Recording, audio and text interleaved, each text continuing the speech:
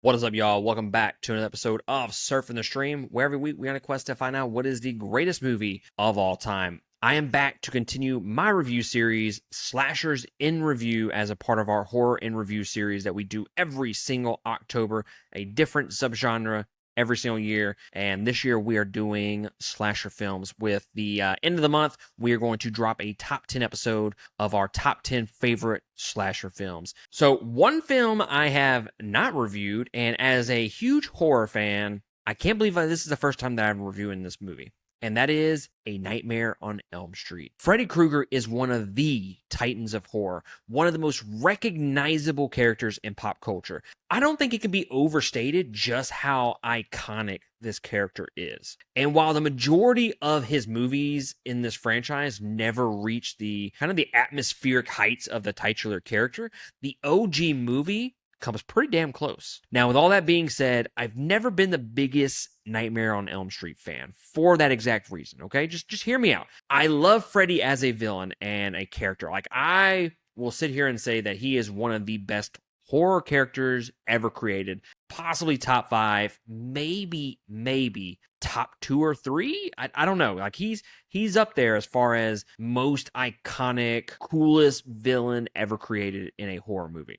But I just never fell in love with the movies themselves like I did like the Halloween series. But again, I do recognize what this franchise means for horror fans. Freddy isn't necessarily the Freddy he becomes later in the series with, his wisecracks, but I really enjoy the more serious tone here with his character. It helps make him a little bit more scary to me. The practical effects are still great to this day, and it adds another element to the horror where things look gross and believable in a world isn't real. And I'll stand by the fact that the Fountain of Blood scene here is still one of the coolest fucking scenes in any horror movie ever. And these practical effects really help make this a more rewatchable movie 30 plus years later. Now, I do wish there was a little bit more of a backstory with like the non-Freddy characters.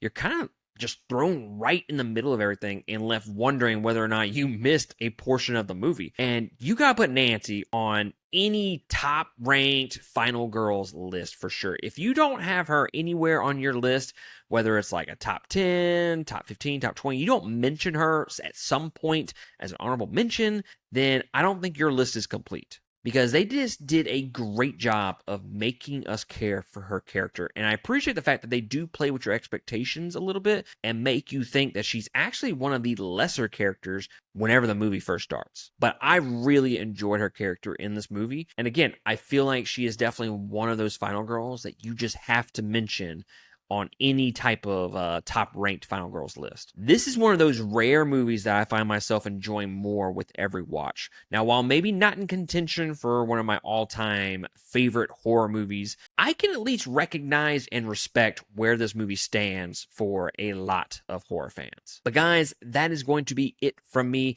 In the description below, we have links to all of our social media accounts. We would greatly appreciate it if you went there, like, subscribe, follow, and if you like any of our content, patreon.com/2game, where you can support us monthly if you wish. We'd greatly appreciate that as well. But let me know in the comments below of your favorite slasher film of all time. What are your feelings on Nightmare on Elm Street and Freddy Krueger in general? Where does he rank among the all-time favorite and more iconic villains in horror? But guys, that is going to be it for me, and I will catch y'all next time on another episode. Laters.